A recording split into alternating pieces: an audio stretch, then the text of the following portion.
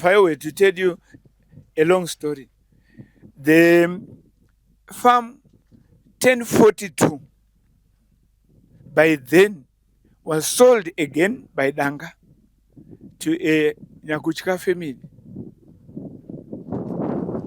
And they stayed there for quite some time. But then because Danga was becoming a crook and was a crook, he evicted Nyakuchika from the farm after he had paid for it. So it's not his first time to do it. He has a record of evicting people who have bought property. Come to Raphael Signs, where we transform your everyday moments into extraordinary memories with our bespoke mug printing services. Whether you are looking to immortalize a cherished photo, celebrate a special occasion, or promote your brand with a personal touch, our high-quality custom printed mugs are the perfect solution, which are ideal for gifts and corporate giveaways. Choose Raphael Signs for your mug printing needs. Call us now on the number on your screen for a free quotation, or visit us at 91 Livingston Avenue, corner 8th Street, Shilo Building, Harare, Zimbabwe. My name is Anthony Gifts Doga. I'm a cousin to the Mjigirapo family. I know this case since 1983, when my uncle bought ranch 1090 Machoi area, which is under Wilshire. After buying the farm in 1983, he agreed with Mr. Danga. I should say in 1983 he had partly paid the farm, he hadn't finished it. But then because they had a relationship where the wives of Seguro Mjigirapo and Mr. Danga were uncle and nieces. You can say cousins. Yes. Then both families, the Mjigirapo's wives and Danga, were also cousins to the vice president, the late vice president, S.V. Muzenda. So, in 1983, Danga allowed, after half payment of the farm, Mr. Mjigirapo to move into the farm. And then he moved into the farm in 1983. And in 1984, he finished paying for the farm. And by then he had paid $31,000, Zim dollars. Mind you, then our Zim dollars were stronger than the US dollar. Yes. And at that time, the US dollar was something between 68 and 70 cents to our currency. So it was strong money. It was very strong. Then, after paying the $31,000, Seguro Mjigirapo thought otherwise the deal was done. And he had the receipts of the monthly payments he was making. And by then, you would find that Seguro Mjigirapo had a smaller farm in the adjacent area, which is Majumba area, where I come from. So, what he had to do was to also sell his smaller farm for him to manage to move into the bigger farm. So this is the reason why you would find that his payments to Danga were not difficult to him.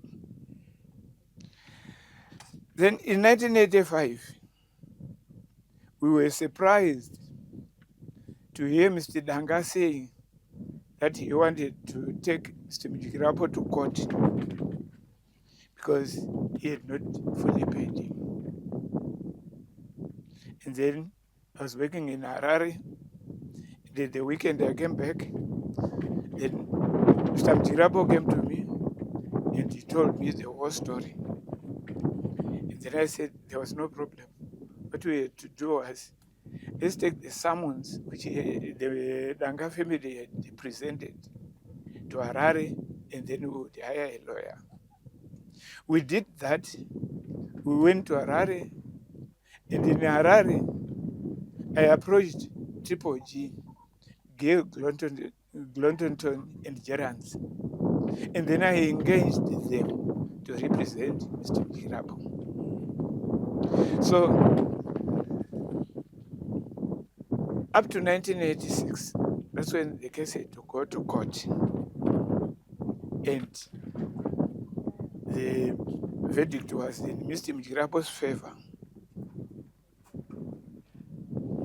And then we thought the case was closed. The only unfortunate thing was, by then, I didn't take the judgment. I didn't go and duplicate the judgment because I thought the case was dead. Then we were surprised that when we went to court, in fact, when we went to court, Mr. Danga agreed that the 31,000 was paid to him. And he was now changing his story and saying he wanted Mr. Mjirapo to pay the debt he had with the AFC, which was by then 7,500. And with the advice of the lawyers, we were being represented by Mr. Middlemost of Triple G. They agreed that, well, 7,500 was not much, just pay. And then you close the case. And then we agreed to pay. But we said we were not going to pay it in cash since it was outside the deal. So we said we were going to pay it in installments. And that happened. And I can see there are receipts here of payments made by Mr. Mjirapo to AFC, which was proof that he paid. When we approached AFC, the $7,500 it accrued interest, and the interest was about nearly 4,000. So the whole debt came to about $11,000. But still, we managed to pay it up to, I think, 1990. And then we thought the case was closed because we had paid a certain debt which was outside the agreement of the sale or purchase of the farm. And then after that, I remember in 1986 that I was in the committee because I worked in government. I was in the committee which dealt with the NAM conference. And I happened to have the vice president who was the chairman of that committee. And then he was talking about something about that farm. And then I understood it. And I said, well, we just come from court, and the court has ruled in favor of the Mjirapo family. He said, I know my cousin Danga is a problem. I'll go and deal with him. In fact, I'm going there next week. And then he came to Danga, who was at Hampshire, and then came here to Machoi, to Mjirapo farm. And then he was so adamant that Danga had closed the case and he was not going to start it again. And we thought the case was closed. It was solved. And with the verdict from the court, we were so sure that that was the end of the case. Then Mr. Danga died in 1992. And I should say from 1986 to 1992, nothing came up. So we thought the case was dead. Solved. It was solved. But then I think the mistake which my uncle made, Mr. Mchirapo, was that he didn't go to register the case at the farm, the property, to the civil court, because there was supposed to be a registration of the property, like has been done here.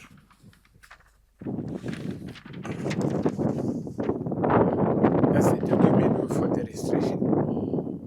Now, from 1986 to 2004, the Danga family were monitoring what was happening.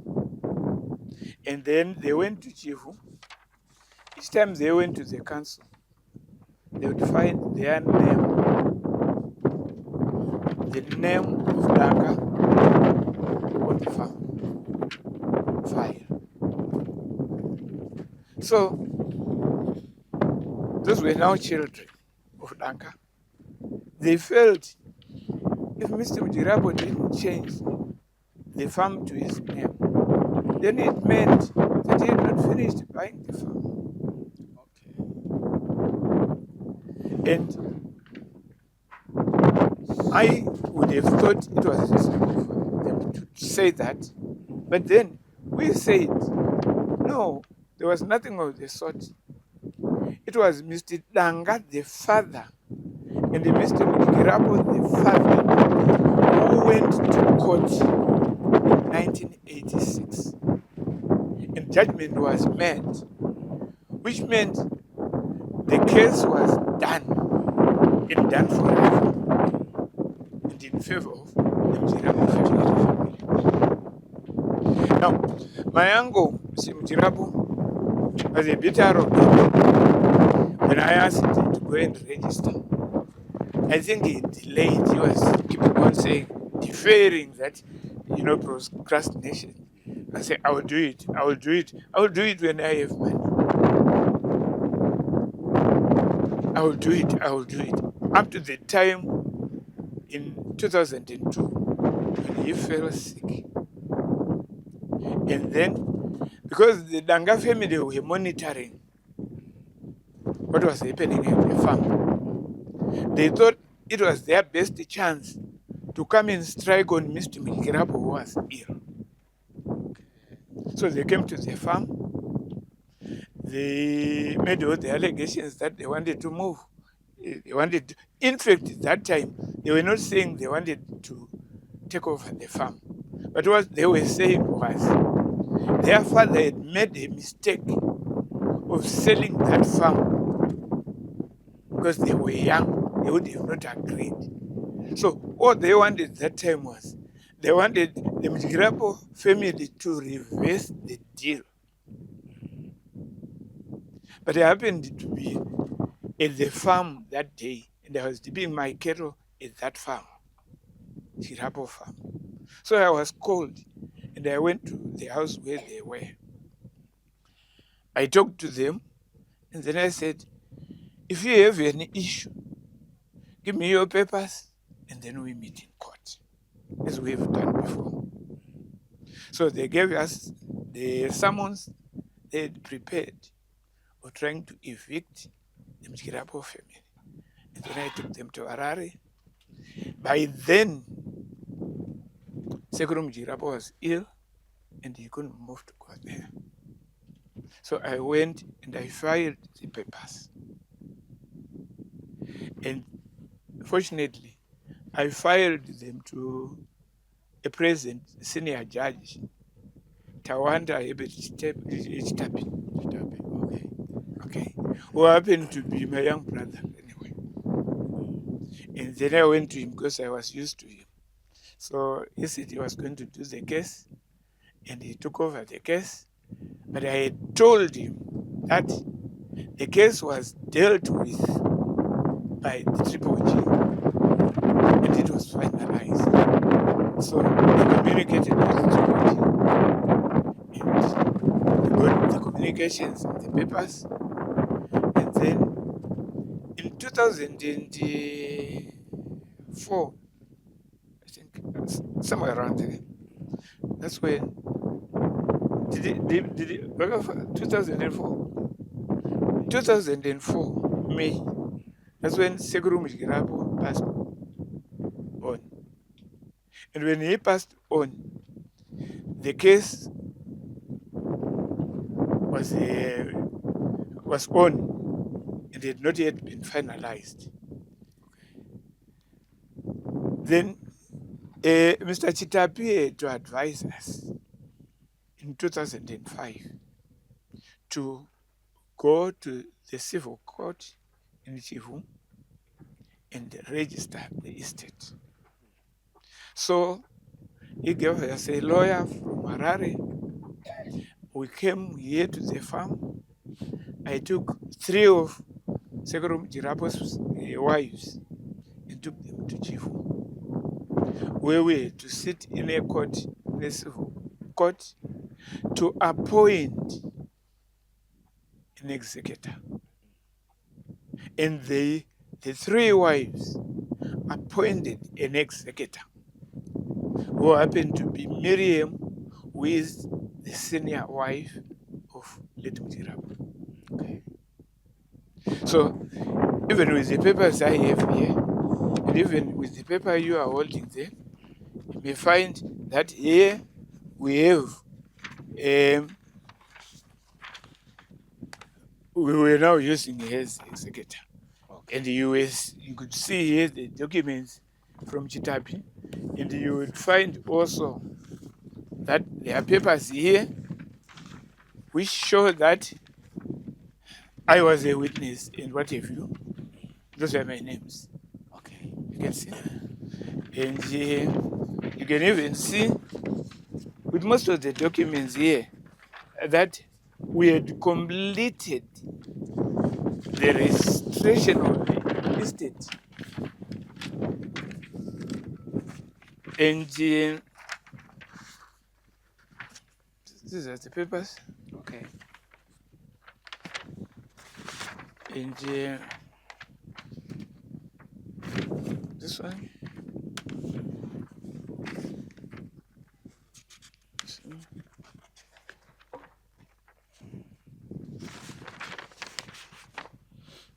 Here, we had done the inventory Okay. in the farm, What was the farm? which was required on the registration. Okay. And you would find on one of the documents there is a fee which has been paid with his name Miriam there. Yeah.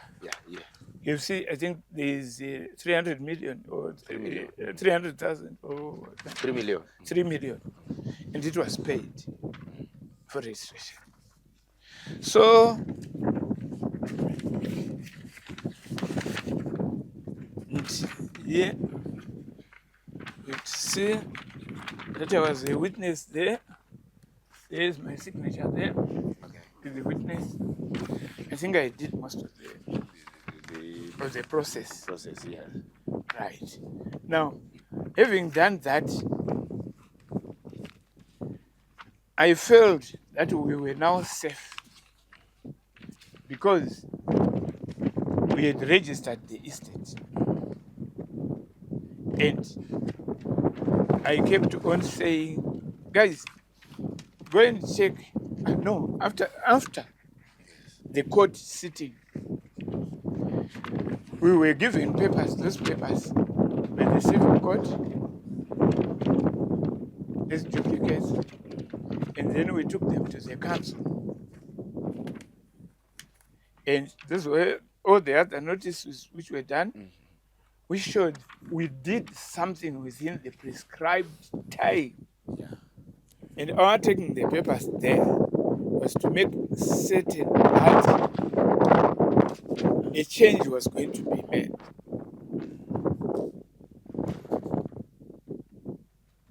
And we left. That was in 2006. Okay. Since then, we never had anything from the Nanga family, because the person who had interest in evicting the Mjirabo family was Simon.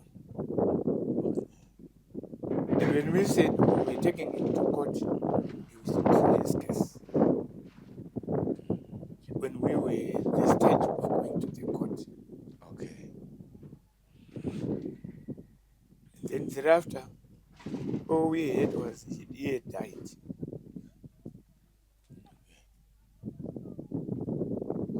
Nothing came up since then. Up to, I should say,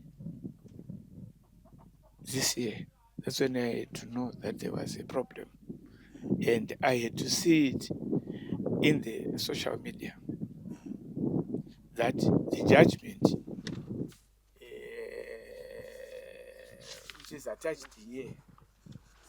which is attached here, had been made, and that the Mjirabo family had lost the case.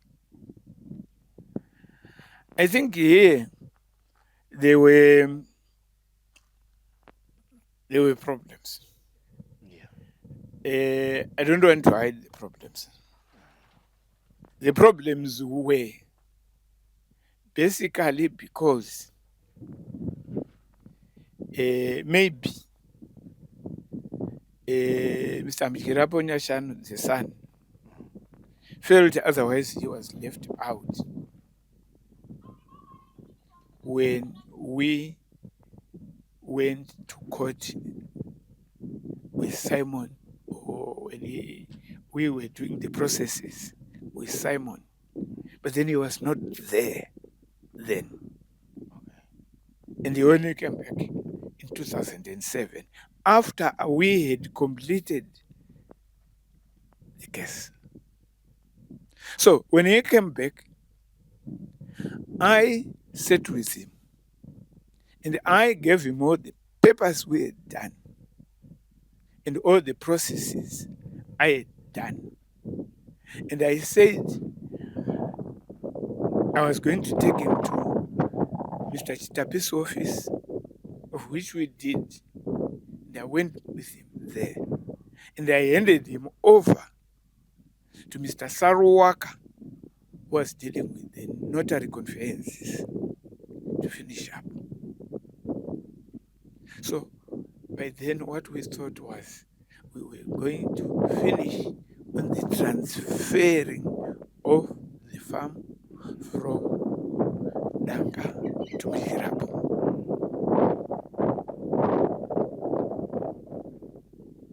This is where the problem is. He is set on the papers. At Master Key and Locks, we provide locksmith services for all your key cutting using latest state-of-the-art equipment. We program key cores to produce an original durable key for all types of cars and house keys. With this latest technology, we cut keys in 20 minutes while you wait. Days of importing lost car keys are over. Locksmith key cutting services and programming ECU cloning is our everyday business. We open locked doors for all cars and houses. We repair and install remote control programming. We have backup space for remote batteries, and we do remote leakage repair, new lock sets, key renewal and replacement, door lock and ignition repair. Call now on the numbers on your screen or visit us at 59 Central Avenue in Harare.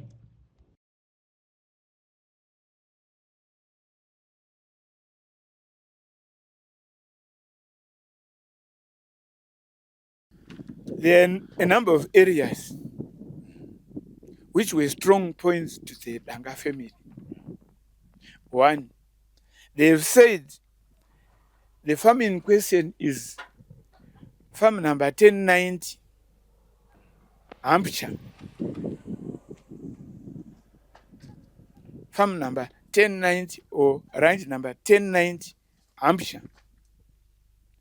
Number 1090 is not in Hampshire. 1090 is in Machoi farming area, which is under Wiltshire. Hampshire is a standalone area, which is 50 farms. And those 50 farms do not have a farm number that is 1090. And Machoi area is only 33 farms. And that's where you can find a farm or ranch 1090. Now, what I'm saying here is the messenger of court has evicted the owners of the farm by mistake, because ranch 1090 is in Wiltshire, is not in Hampshire. Okay. And Hampshire is a standalone area which is under Featherstone. And Machoi is a standalone area which is under Wiltshire. So the eviction of the family from the farm was done by mistake. Coming to the fact that even in the judgment, that the Danga family claimed that Mujigirapo had never bought 1090, but he had bought farm 1042. 1042 is in Hampshire. It is true, it's in Hampshire. But how would he have moved his property to 1090 if he had bought 1042? And if I were to tell you a long story, the farm 1042 by then was sold again by Danga to a Nyakuchika family. And they stayed there for quite some time. But then because Danga was becoming a crook and was a crook, he evicted Nyakuchika from the farm after he had paid for it. So it's not his first time to do it. He has a record of evicting people who have bought property. So, in saying so, I would want to say, if say the case that went to court in 2022 had involved me in giving evidence, the judgment could have been otherwise. Because I would have produced the appointment of the executor in 2006, which meant whatever was happening was legit. So now, Mr. Zindoka, this has happened. The families are staying out. What is it that can be done so that they reclaim back their inheritance? It's a very good question. When before the family was evicted from the farm, I had called Mr. Mujigirapo Nyashanu to meet me in Harare. And he was there with me for about 4 days, where we went to court to look for the papers, where we went to Triple G to look for the no not to Triple G. I went with Ishmael, but we tried our best to try and extract the judgment of 1986, which was in favor of the Mjirapo family, but we couldn't because it had taken 40 years, and the papers had gone to the National Archives. So you would find the Triple G could not have the papers in their offices, and they had destroyed them. So the only way we could get that verdict is through the Registrar of High Court, where the Registrar of High Court would ask the National Archives, because of the reference which he would have got from his office, then it can go and extract that judgment. The process is to start again after they have returned to their farm. Okay.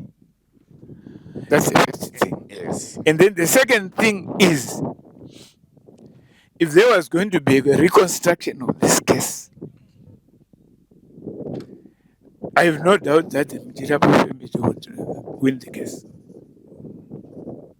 And I also wish that you continue with that assistance that you ever since they started staying here. I am prepared to do that, and I don't think I would give up on that. But I would only help if they help me to make it happen. Because you see, what needs to be done is teamwork and the team spirit. If there is no teamwork, there's no way we can go anywhere. Let me give you an example. Soon after the eviction, the Dangava family came, and I think we spent the whole day seated here, having been told that the Dangava family wanted to come and talk to the Mjirapo family, and with the hope that they may resolve something. And then we were saying, what would they want to resolve? And you couldn't, I couldn't. Something that is not theirs. And then I couldn't believe it that they would want to share the farm. How would you share a farm which you have taken over with the people you have evicted? It meant you had to go through what? Legal courses, isn't it? And so this made us to be very suspicious that something was happening, which was beyond us. And you know, the worst thing is, the Mjirapo family then paid $200 to the Danga family, to $300 to have this meeting. Why would $300, user be paid to somebody who has evicted you? What would you benefit from there? I never got the explanation as to why the amount was paid. And what happened? The meeting never took place. And they had to postpone the meeting to Wednesday. And even on that Wednesday, they gave excuses that they didn't have money to come back, and they wanted another money to be paid for transport. Now you see how it is now. You see how it is. So there is some way there is a secret.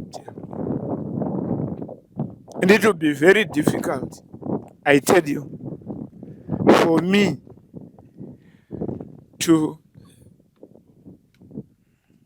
say I want to help, and yet I'm beaten at the back.